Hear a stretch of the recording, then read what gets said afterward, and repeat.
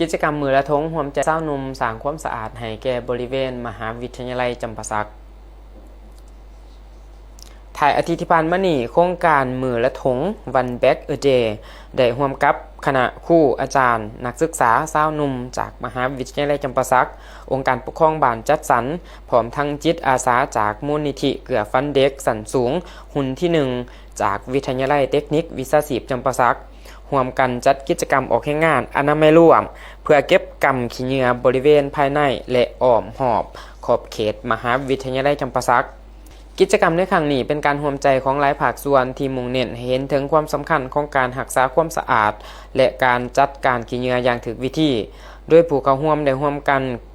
เก็บขี้เหงื่อตามบริเวณจุดต่างๆภายในพื้นที่พร้อมทั้งคัดแยกขี้เหงื่อเพื่อง่ายต่อการนำไปกำจัดหรือนำกลับมาใส่ใหม่